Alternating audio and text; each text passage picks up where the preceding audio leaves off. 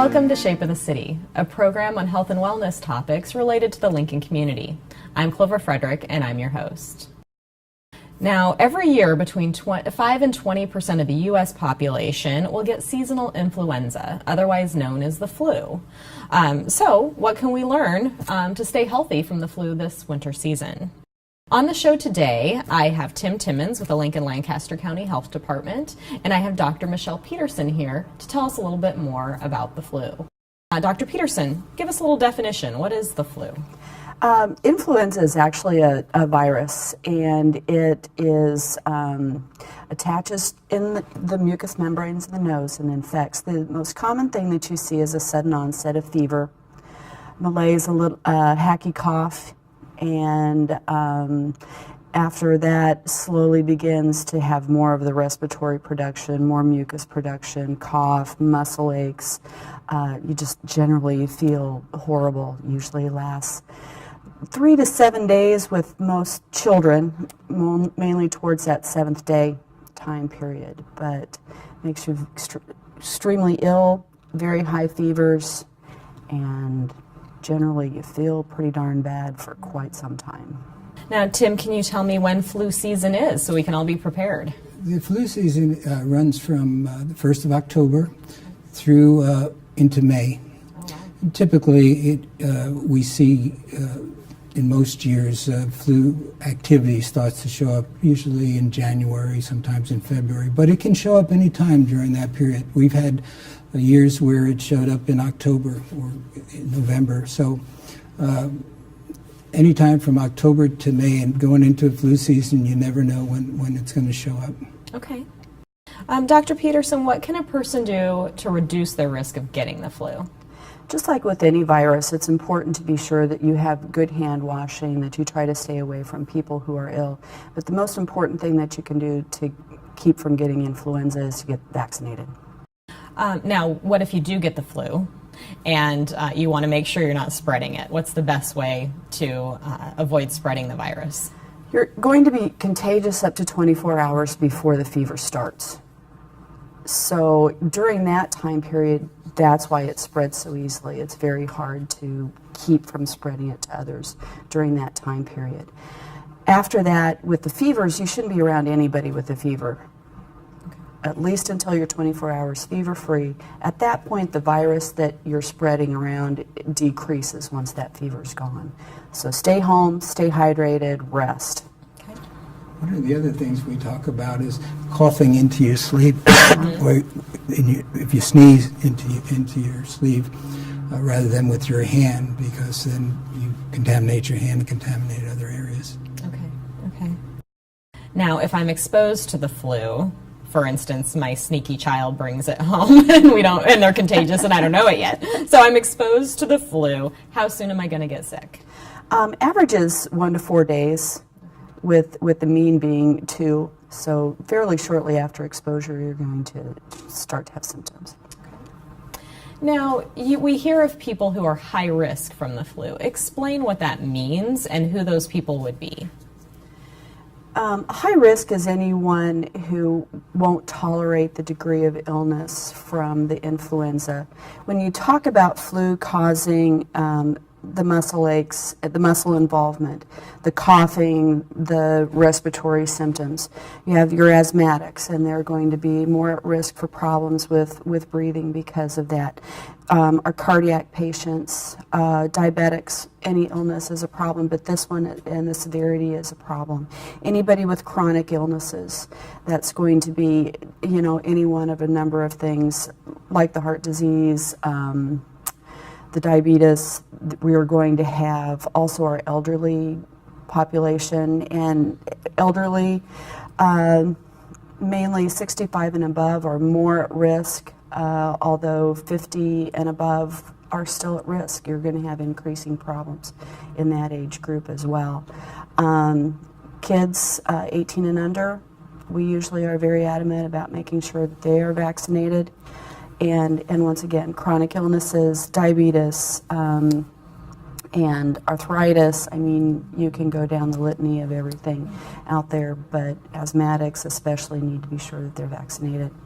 Under 6 months of age also, they can't get the vaccine. Those infants are specifically at high risk. Anyone around them should be vaccinated, parents, siblings, to be sure that they stay healthy.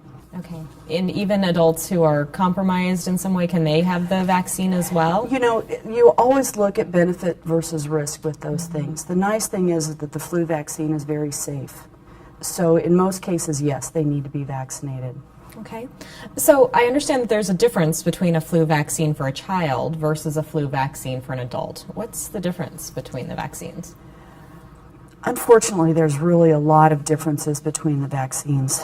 For children under 9 years of age who have not been previously vaccinated for influenza, the shot has to be split. So they get half the dose the first time and then a half a dose the second a month later. After that initial 2-dose vaccination, they can get a single dose the following year and the following year. Those vaccinations also are specific for that age group. You're not going to find that at Walgreens, you're not going to find it at CVS, you're not going to find that specific vaccine anywhere outside of a provider's office and the health department. There is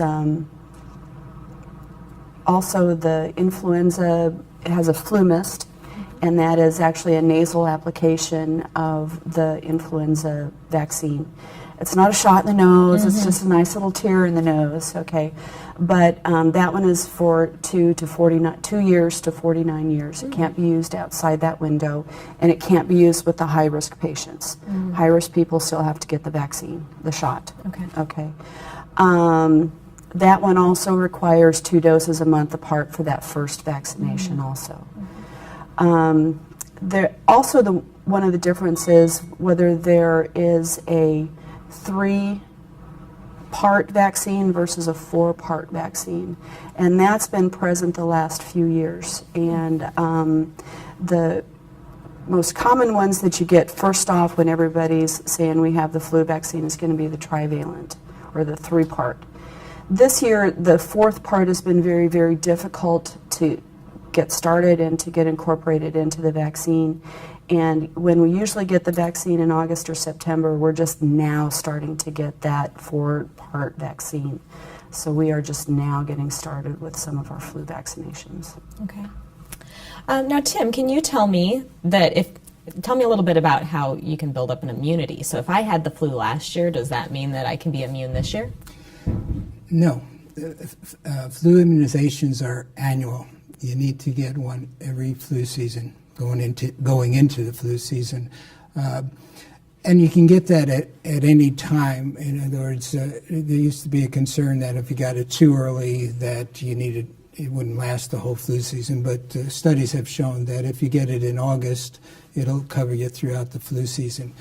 But it won't cover you going into the next flu season. You may have some immunity still lasting, but you need to get a booster. And besides, each flu season, the vaccine may change in terms of guessing which strains are going to show up, and that might not be covered by the vaccine you had the previous year.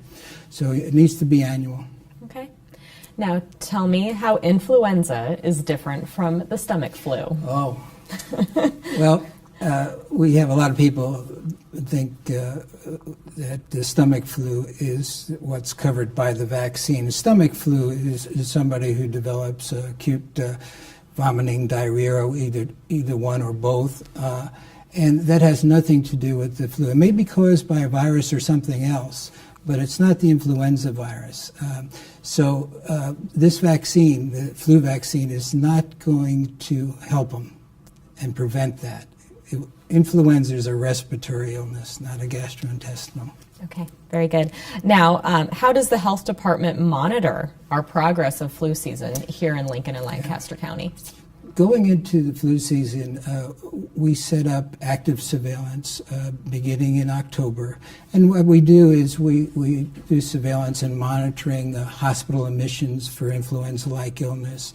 We check on a weekly basis with about 22 provider practices to see how many individuals they're seeing with influenza-like illness. And throughout the school year, we're doing weekly surveillance for not only influenza-like illness, but other illnesses as well. And then we're also doing weekly surveillance with the labs, how many flu tests are being done, and how many are coming up positive for both influenza A, for influenza B. So we've got that in place starting in October. And we're also, particularly early in the flu season, is when we do have positive tests for influenza, we try to get additional testing done to see what kind of strains are circulating, so that we can look at the strains that are circulating and look at what strains are in the vaccine and make sure we have a match as well. Okay, very good. Thank you for being here. In summary, make sure that you check out your flu vaccine either with your provider or at the Lincoln-Lancaster County Health Department. Thank you very much for being here today.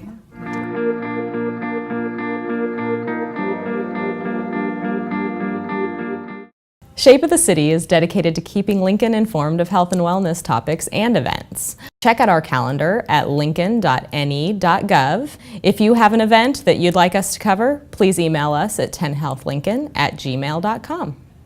Thank you for watching. Until next time, eat healthy, stay active, and keep informed. Check out this and other 10 Health TV programs on YouTube. Follow programs and local events on Facebook and Twitter. And don't forget to check out our community calendar at lincoln.ne.gov.